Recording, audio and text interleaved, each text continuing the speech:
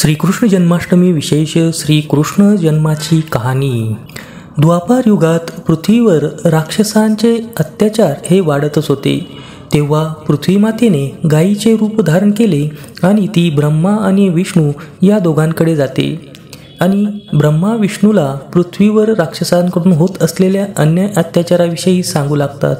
तेव्हा ब्रह्मा हे विष्णूंना सांगतात, हे प्रभू, पृथ्वीचे रक्षण करण्यासाठी आपला 8वा अवतार धारण करण्याची वेळ आता आली आहे.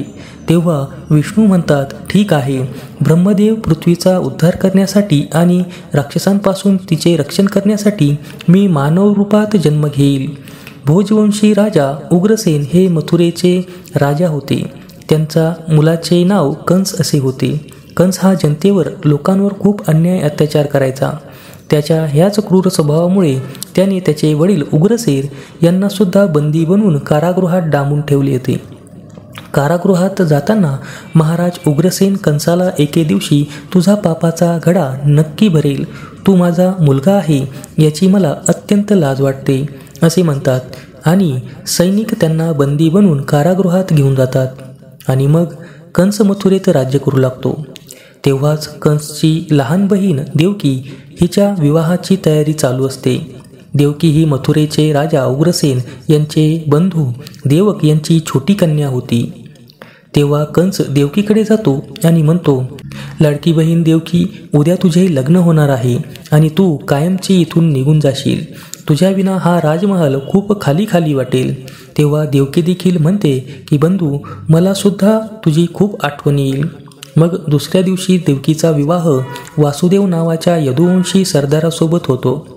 मग देवकी आणि वासुदेव या दोघांचा विवाह पार पडल्यानंतर कंस वासुदेव याला म्हणतो की माझ्या बहिणीवर खूप प्रेम आहे, म्हणून देवकीला मी माझ्या रथावरून स्वतः सोडायला येणार आहे. तेव्हा वासुदेव देखील म्हणतात की ही माझ्यासाठी खूप सौभाग्याची बाब आहे. मग कंस विवाह संपन्न झाल्यानंतर देवकी आणि वासुदेव यांना आपल्या रथावर बसवून सोडायला निघतो. देवकीच्या वडिलांनी तिला सोबत भरपूर धनधान्य दागिने दिलेले असतात. कंस देवकी आणि वासुदेव यांच्यासोबत गप्पा मारत मारत रथावरून जात असतो. तेवढ्यात एक आकाशवाणी होते आणि ती कंसाच्या कानावर पडते. हे कंस, ज्या देवकीला तू एवढ्या प्रेम आणि आदराने तिच्या सासरी सोडण्यासाठी घेऊन जात आहे, तीच तुझ्या मृत्यूचे कारण बनणार आहे. कारण देवकीच्या गर्भातून जन्म घेतलेला 8वा मुलगाच तुझा वध करणार आहे. ही अशी आकाशवाणी ऐकून कंस खूप विचलित होऊन जातो. मग तो ठरवतो की मी वासुदेवाचीच हत्या करून टाकतो, जेणेकरून त्याला देवकीच्या गर्भातून जन्मलेल्या पुत्रापासून मृत्यूचे कुठलेही भय राहणार नाही. कंस वासुदेव याला मारायला लागतो, पण देवकी त्याच्या विनवण्या करते आणि सांगते, कंस, माझ्या नवऱ्याला मारू नको. मी तुला वचन देते, माझ्या गर्भातून जे बाळ जन्माला येईल मी ते स्वतः तुला स्वाधीन करून टाकेन. मग माझ्या पतीस मारू नको. मग देवकीची गयावया बघून आणि दिलेले आश्वासन बघून कंस वासुदेव याला मारत नाही, पण देवकी आणि वासुदेव या दोघांना मथुरेच्या महालात एका कोठडीत बंदी करून ठेवतो.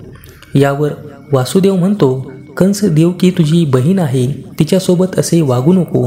तुला हवे तर मला बंदी बनव.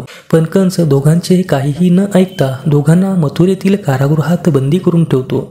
देवकी आणि वासुदेव हे दोघेही खूप दुःखी असतात. व्यथित झालेली देवकी वासुदेवला म्हणते, स्वामी, माझ्यामुळे आज तुम्हाला या कारागृहात बंदी बनून राहावे लागत आहे. मीच तुमच्या जीवनातील आलेल्या सर्व दुःख आणि संकटाचे कारण आहे. यावर वासुदेव म्हणतात, असे अजिबात म्हणू नकोस. तुझ्यासारखी पत्नी मला मिळाली हे माझे भाग्य आहे. तू मला पत्नी म्हणून लाभली याकरिता मी मनापासून अत्यंत प्रसन्न आहे. एक दिवस असा नक्की येईल जेव्हा आपली इथून सुटका होईल आणि कंसच्या पापाचा घडा भरेल. यावर देवकी म्हणते, कंस माझ्या गर्भातून जन्मलेल्या सर्व मुलांचा वध करेल. अशा परिस्थितीत आपण काय करायचं? कंस हा सतत वासुदेव आणि देवकी यांचा छळ करायचा, त्यांना धमकवायचा. देवकी ज्या पुत्राला जन्म द्यायची त्याला देवकीकडून हिसकावून घ्यायचा आणि तिच्या डोळ्यास देखत तिच्या बाळाला मारून टाकत होता. दुराचारी कंसने एक एक करत देवकीच्या एकूण 7 पुत्रांना तिच्या डोळ्या देखत मारून टाकले. वासुदेव आणि देवकी देवाला प्रार्थना करीत होते की कंसच्या अत्याचारातून बाहेर पडण्यासाठी आम्हाला मार्ग दाखव, आमचे याच्यापासून रक्षण कर. मग काही कालांतराने देवकीच्या 8व्या पुत्राच्या जन्माची वेळ येते. म्हणून कंस कारागृहात देवकी आणि वसुदेव यांच्यावर पहारेकरांना सांगून कडक लक्ष ठेवू लागतो. देवकी आणि वासुदेव हे कंसाच्या कारागृहात कैद आहेत ही बातमी नंद गावातील वासुदेव यांचे मित्र नंदराजा यांच्या देखील कानी पडते. मग देवकीच्या 8व्या पुत्राच्या जन्माची वेळ जवळ आलेली असते आणि दुसरीकडे नंदराजाची पत्नी यशोदा ही देखील गर्भवती असते. राजा नंद देवकीच्या 8व्या पुत्राला कंसच्या तावडीतून कसे वाचवायचे हाच विचार करीत असतात.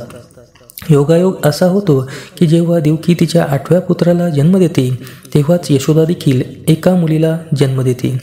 हे दुसरे काही नसून पृथ्वीवर जन्म घेण्यासाठी श्रीकृष्णाने रचलेली माया असते. मग भाद्रपद कृष्ण पक्ष अष्टमीला रोहिणी नक्षत्रात श्रीकृष्णाचा जन्म होतो.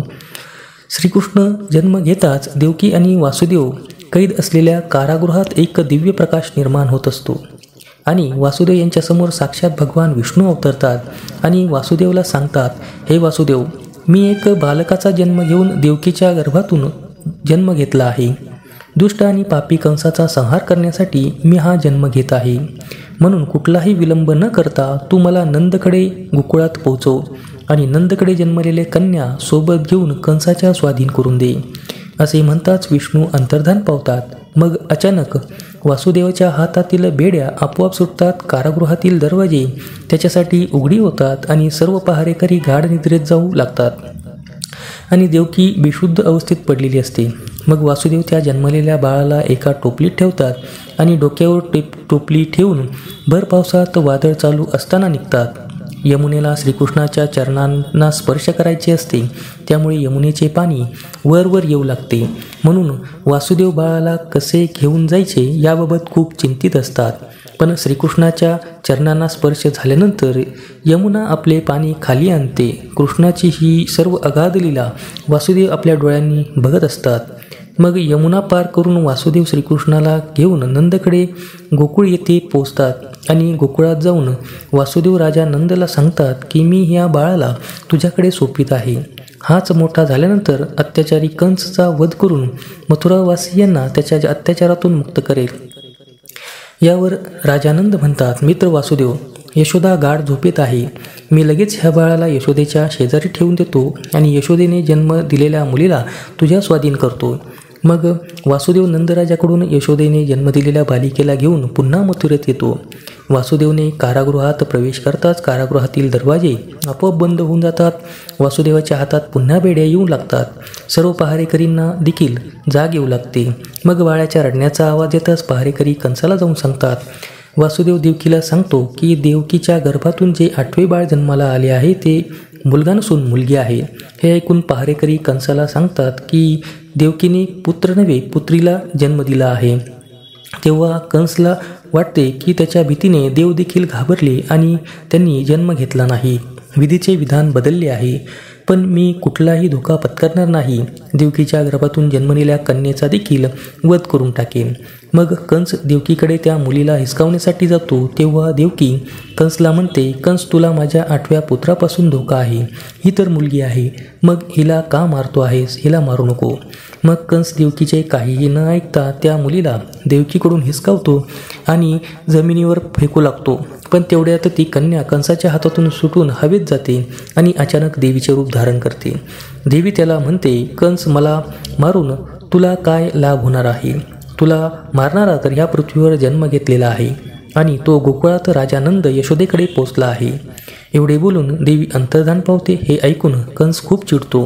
मग कृष्णाला मारण्यासाठी कंस अनेक राक्षसांना गोकुळात पाठवतो, पण कृष्ण सर्व राक्षसांचा अंत करून टाकतो आणि मग मोठा झाल्यानंतर मथुरेत येऊन कंसाचा वध करून जो राजा उग्रसेन, वासुदेव, देवकी, मथुरेतील जनता यांची कंसातून तावडीतून कायमची सुटका करतो.